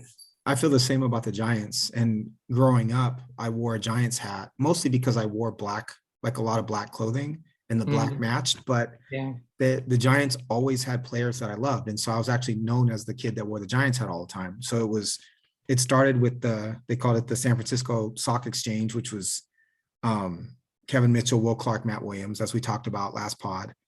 And then even with Bonds, like I loved Bonds on the Giants. And so I've always really kind of rooted for the Giants. And actually, interestingly enough, my daughter, the softball player who I've mentioned, she's a huge Giants fan. She actually doesn't miss a single Giants game. And her stepdad was a draft pick of the Giants in the 80s as a pitcher. And so she and her mother and stepdad and sister trekked to San Francisco for games every year. So I've got a huge San Francisco Giants fan as my 20-year-old daughter, which is kind of funny. But yeah, love the Giants. Baseball question, what you got? My baseball question is, what in the hell is wrong with our draft and hold team? You tell me. No, I just think it's interesting because it's obviously a different format. It's 12 teams. There's no pickups. So as we shared, we went over our dynasty leagues. You and I are both doing well in our dynasty league. Our TGFBI team is doing well, very well. And yet we drafted this draft and hold team that can't seem to scrap out of 10th place. And I just thought it was an interesting study. I mean, I think we know what we're doing. Well, walk down the roster. Walk down the roster. Yeah, let's do it. Let me do this. Sure. Transactions, set lineup. Okay, here we go. So yeah, our catching tandem, Will Smith and MJ Melendez. Okay. Infield, Freeman, Muncy, Bogarts, Bregman. Outfield, Saya Suzuki, Schwarber, Kyle Lewis in the lineup this week, Acuna and Pham. We have Urias at corner. We have Carlos Correa at middle. We have Jeremy Pena at util right now. Players on the bench include Alejandro Kirk, Enrique Hernandez, Taylor Walls, Hassan Kim, JD Davis, Cabrian Hayes, Andrew Benintendi. Starting rotation, currently in the lineup, Darvish, Musgrove, Cease, Ober, Marco. We also have Mitch White, Rosen Contreras, and Michael Kopech in the lineup this week. And then Presley is our only closer. Pitchers on the bench, you have the injured Luis Patino, the injured John Means, Glenn Otto. Then we have a lot of bullpen pieces, AJ Minter, Chad Green, Brent Suter, Hawaii Siga, Tanner Rainey. Yeah, this team sucks both in terms of hitting and pitching. The pitching being terrible surprises me less because we're not very competitive on saves. Right now, we only have one closer, one definitive closer. I could point to injuries, but honestly, I think Luis Patino or Jorge Alcala or John Means being on the IL shouldn't be enough to sink a team. Right. We drafted Ken Giles as our one of our second bullpen pieces, anticipating he might take over that job. He's still on the IL, but that's part of his price.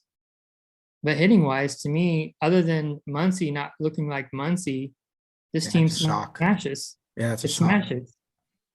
So, and I've thought about taking Muncy out of the lineup, but he bats in the middle of that lineup every single day. Right. And his OBP is still through the roof, even though he can't. I'm really starting to question, is he healthy? And do we just need to sit him?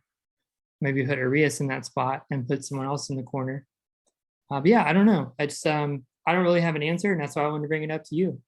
Well, it's interesting too, because there is some overlap between our NFBC and our TGFBI team, right? In terms of some of the players that we really like.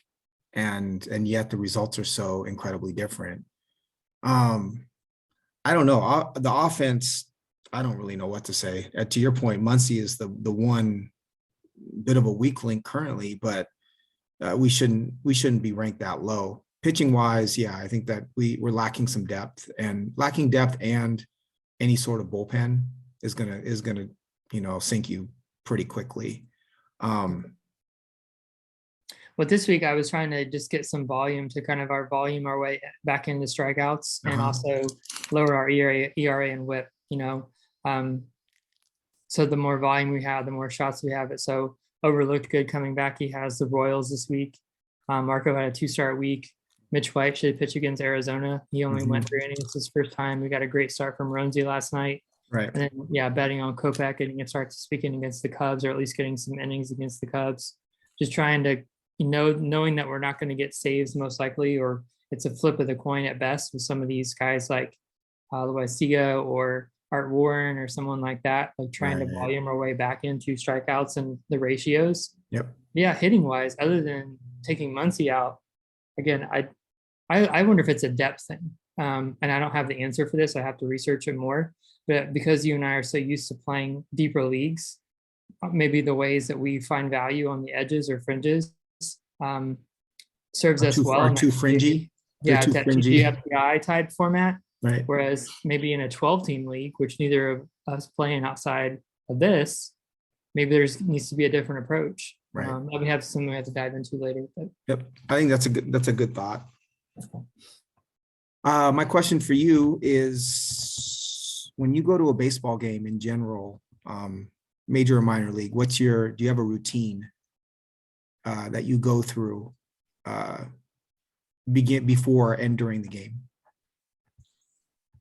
Yeah, so I'm a scorekeeper. I love keeping score, and so for me, my primary goal is to get there early enough. I like to get there early enough to go through like the pro shop.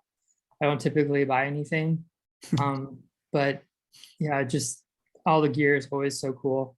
I love looking at all the different hat styles, and then I also want to be early enough where I can fill out my score sheet so that I have all the lineups and stuff written in, because it's really, obviously once the game starts, it's really, baseball isn't necessarily like basketball where it's a fast pace, but things aren't happening. So I got to have my sheet set up, and if I'm not on time, I can't get my sheet set up.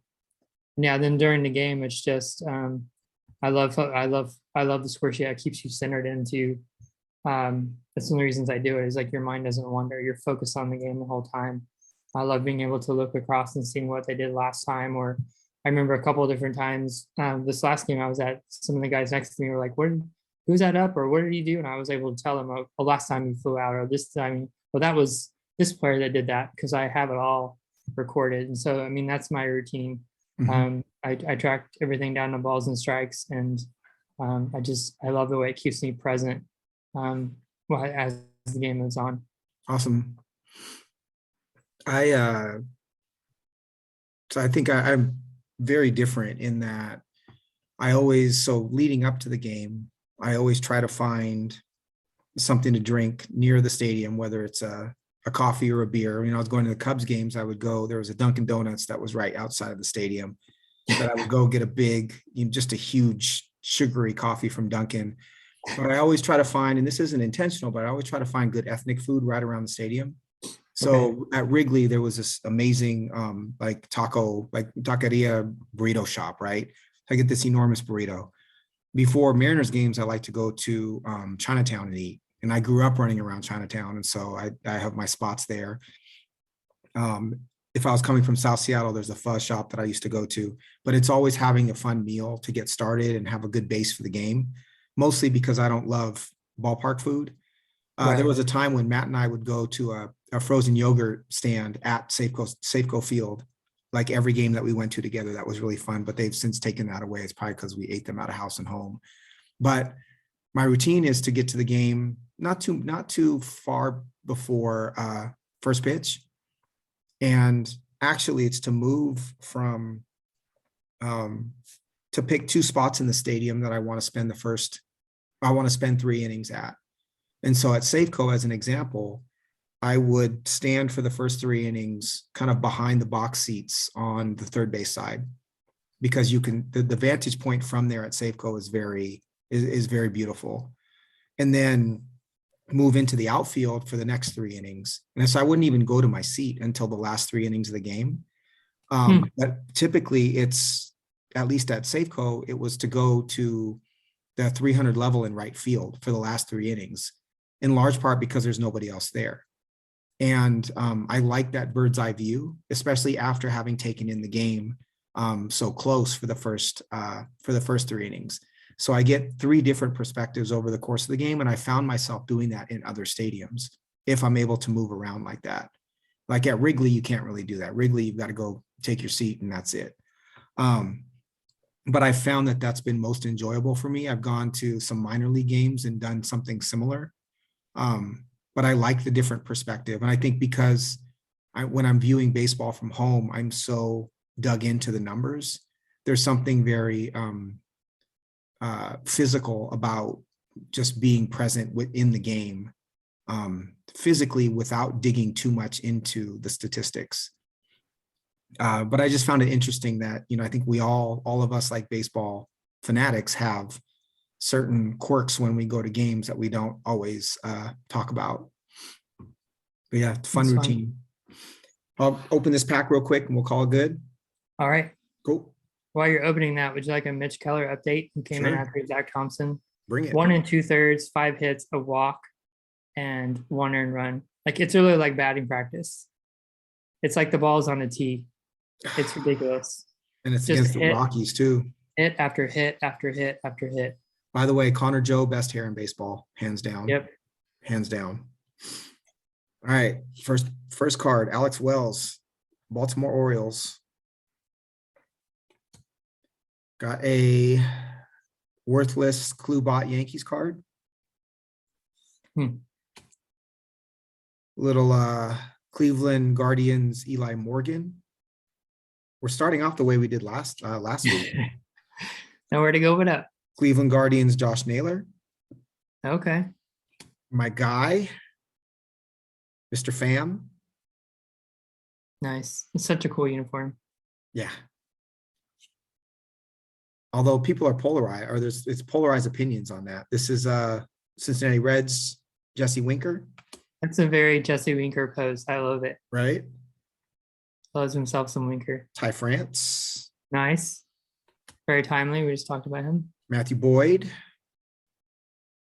He's stashed in our Dynasty League. I'm interested to see what comes of that.